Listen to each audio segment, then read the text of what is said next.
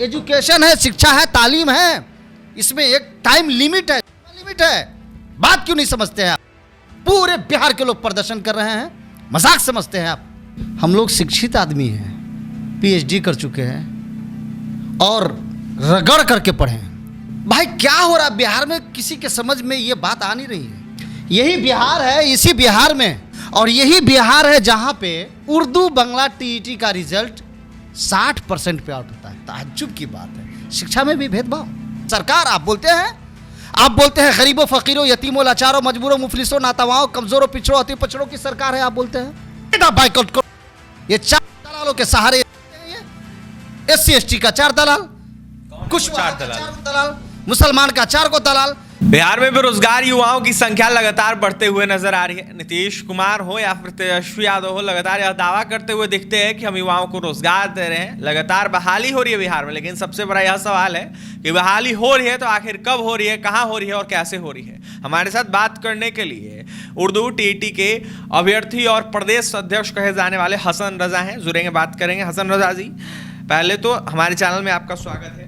शुक्रिया बुलाने का, सबका शुक्रिया। लगातार आंदोलन आप लोग कर रहे हैं, बहाली की मांग कर रहे हैं। सरकार कई दावा कर रही है। 2013 से 14 के आप अभ्यर्थी हैं, 12,000 करीब संख्या है। कई बार लाठी भी आप लोग खा चुके हैं, क्या कुछ कहिएगा? बेशर्मी की तो हद हो गई। कभी आपने सुना कि रिजल्ट देकर मेरिट लिस्ट में नाम आने के बाद उम्मीदवारों को फेल कर दिया गया हो? कभी आपने सुना? कोई इतिहास, कोई ऐसा इतिहास है नहीं।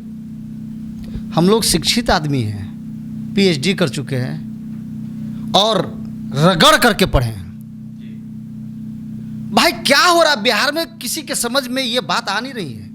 अदर स्टेट के लोग ये पूछ रहे हैं, भाई 8 साल हो गए, एक रिजल्ट के लिए इंसान तरस गया, एक रिजल्ट के लिए। यही बिहार है, इसी बिहार में 50% पे STET उम्मीदवारों का रिजल्ट आउट होता है, STET का।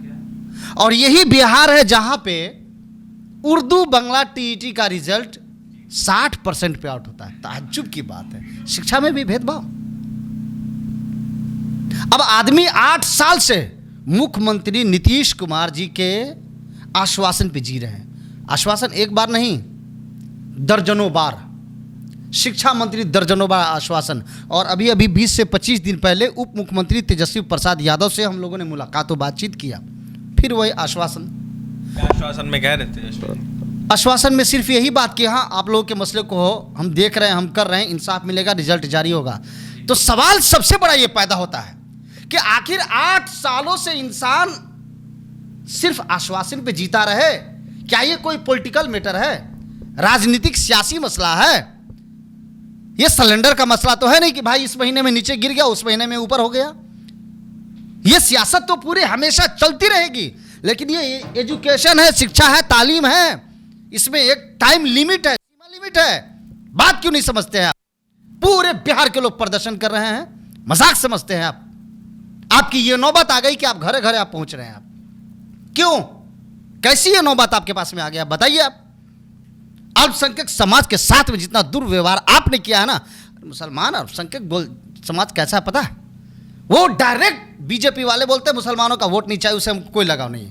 अल्पसंख्यक समझ रहे हैं हाँ भैया ये मुझसे नफरत करता है, लेकिन आप तो सीधे पीठ में पीछे से छुरा मार रहे हैं। आप क्या समझ करके आप फेल किया? नीतीश कुमार तो उर्दू को बढ़ावा देने की बात सुनिए।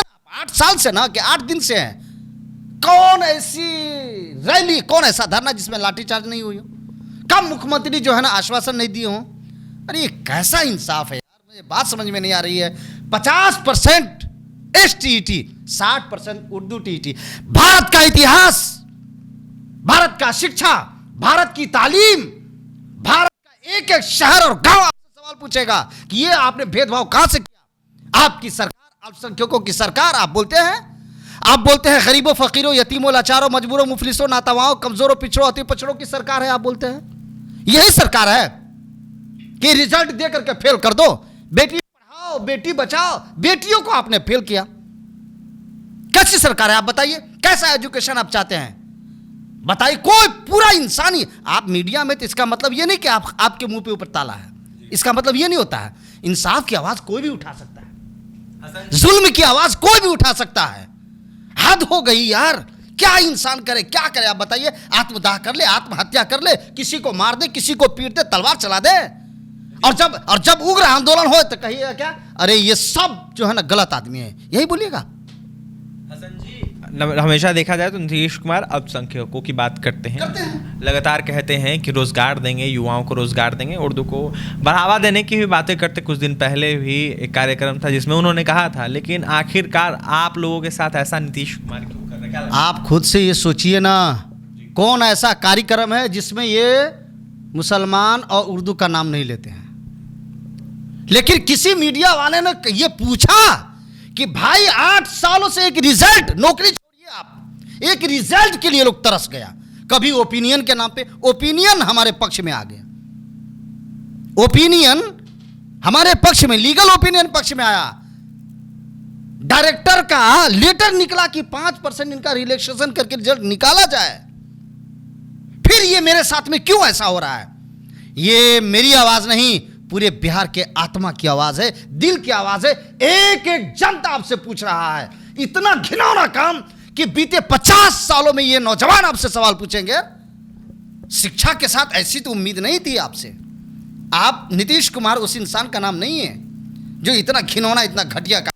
आखिर क्या बात है, क्या वजह है जो आप एक रिजल्ट नहीं दे पा रहे? वजह क्या है? 5 तारीख को, आने वाली 5 तारीख को पूरे बिहार के जिला अध्यक्षों की मीटिंग बुलाई गई है और अब हम लोग इंतजार करने वाले नहीं हैं। आपको जो करना हो, जहां करना हो, जैसे करना हो, और जो आप समझिए आप कीजिए। मस्जिदों में कह दिया है कि सारे लोग मुख्यमंत्री नीतीश कुमार के इस काले कारनामा को उजागर कीजिए, मस्जिदों में तकरीर कीजिए, जलसों में, स्टेजों पे बोलिए कि ये मुस्लिम विरोधी है, ये मुख्यमंत्री, ये उर्दू विरोधी है, ये मुख्यमंत्री, सीधा बाइकआउट करो इसको। ये 4 दलालों के सहारे चलते हैं। ये SC/ST का 4 दलाल, कुछ 4 दलाल, मुसलमान का 4 को दलाल, सब जात से 4 को दलाल लेके। जी, कौन है वो 4 दलाल? अब 4 दलालों का खुलासा हम आपके बाद वाले प्रोग्राम में करेंगे, आज नहीं। लेकिन वो 4 दलालों पे इनकी सरकार चल रही है ना। दलालों के अंदर उतनी ताकत थी तो जीतना जाना चाहिए था, काहे नहीं जीत गए? ये जो मुस्लिम दलाल 2 4 5 को है, जीत जाना चाहिए था ना। कहां है इनके दलाल? बहुत जल्द इनका खुलासा होगा, आप तब समझिएगा कि क्या है। लेकिन मैं सरकार से आग्रह करता हूं कि शिक्षा के प्रति इतना दुर्व्यवहार मत कीजिए, नहीं तो 50 साल के बाद यहां हत्यारे कहे जाइएगा। याद कर लीजिए। नीतीश कुमार इन दिनों समाधान यात्रा पर चल रहे हैं, समाधान की बातें कर रहे हैं। आपके साथियों ने भी मुलाकात करने की कोशिश की होगी। आज मुख्यमंत्री नीतीश कुमार मुलाकात किए हैं उम्मीदवारों से, आज सुपौल में। क्या कह रहे थे? फिर वही आश्वासन।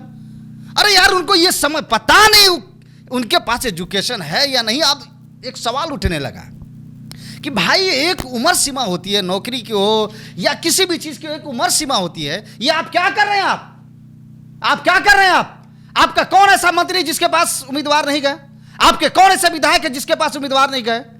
आपके जनता दरबार में मैं खुद आवेदन किया, आज तक के एक भी उर्दू टीटी का लड़कों का नाम नहीं है, खुद मेरा नाम नहीं आया। 1.5 साल हो गए, साल भर हो गए आवेदन के। ये हाल है। कैसा दर्द निकाले आप बताइए। शादियां टूट गई। आप तो सब जानते हैं बिहार कैसा राज है, आप तो सब जानते हैं यहां पे क्या चीज का बढ़ावा है। लोगों ने उम्रें खत्म हो रही है, अब क्या करें लोग अब। और हम धन्यवाद आपके चैनल को देते हैं। आपके और आप बहुत सारे चैनलों ने, खासकर आपके चैनल ने उर्दू की आवाज उठाया है। पूरे बिहार का मुसलमान और उर्दू के मैटर पे हम आपके चैनल को आपको धन्यवाद देते हैं कि आपने एक जिगर और एक ताकत और एक हिम्मत से काम लिया है, जो आपने इस उर्दू की आवाज को उठाने के लिए हमें आपने यहां पे बुलाया है। हसन रजा जी, कई बार आप लोगों के ऊपर लाठी चार्ज भी किया गया है। आखिरकार सरकार का मंशा क्या है? आप समझिए ना, विधानसभा में कम से कम 70 से 75 मरतबा आवाज उठी है विधानसभा में। अब तो विधानसभा में आवाज भी एक खेल समझ में आ रहा है। एक लग रहा है कि विधानसभा मजाक का घर बन गया वहां। हम तो आज तक यही सुने थे कि वहां का कुछ न कुछ बात वहां से सोल्यूशन निकलता है, उसका फैसला होता है, निर्णय होता है, इंसाफ मिलता है। लेकिन अब विधानसभा तक मजाक हो गया है कि जाओ और पिकनिक मना करके आ जाओ। ये हो गया। बिहार में लगातार शिक्षक विधानसभा, विधान परिषद एक पिकनिक और एक मजाक का घर बन गया है। हसन रजा जी, बिहार में लगातार शिक्षक अभ्यर्थी क्यों परेशान रहते हैं? अब क्या कहिएगा? इनकी नीति ले डूबेगी। आखिर कौन ऐसा विभाग है, कौन ऐसा मसला है जिसको मुख्यमंत्री नीतीश कुमार ने फंसाया नहीं हो? बताइए आप। 5 तारीख को पूरे बिहार के जिला अध्यक्षों की मीटिंग पटना में बुलाई गई है।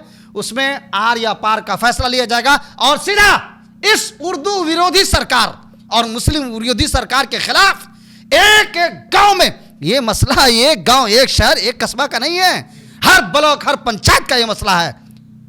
और जितना उन्होंने लड़कों को शोषण किया है ना, माइंडलिटी टॉर्चर जितना उन्होंने किया है, लाठीचार्ज उसने किया है, खून बहा है, सर फटा है, हाथ टूटे हैं, सबका जवाब अल्पसंख्यक समाज लेगा। देखिए हमारे साथ हसन रजा थे, उर्दू टीईटी के प्रदेश अध्यक्ष हैं। सीधा सीधा सरकार को यह साफ इन्होंने कहा है कि कई लोग इसमें शामिल हैं, करीब 12,000 अभ्यर्थियों की संख्या है और देखा जाए तो आने वाले दिनों में हर ब्लॉक, हर कस्बा, हर पंचायत में बड़ा आंदोलन होगा और ऐसा आंदोलन होगा जो देखने लायक होगा। लगातार यह मांग कर रहे थे हसन रजा कि बहाली जो है वो हमारी नहीं की जा रही है, तो वहीं रिजल्ट की मांग कर रहे थे। रिजल्ट इन लोगों का अटका हुआ है, कई वर्षों से रिजल्ट इन लोगों का जारी नहीं हो रहा है। देखा जाए तो 2013 से 14 में जो है रिजल्ट दिया गया था, लेकिन उस रिजल्ट को वापस ले लिया गया था। कहा यह गया था कि रिजल्ट जो है वो फर्जी है, गलत है, जिसके बाद ये लोग लगातार संघर्ष कर रहे हैं, लाठी खा रहे हैं, डंडे खा रहे हैं और बहाली की मांग कर रहे हैं। तो वहीं हसन रजा का यह साफ कहना है कि जिस तरीके से नीतीश सरकार है मुसलमान विरोधी है और तमाम जगहों पर जो है ताला लगाने का काम करेंगे आने वाले दिनों में। विधानसभा कहीं ना कहीं देखा जाए तो मजाक बन गया है।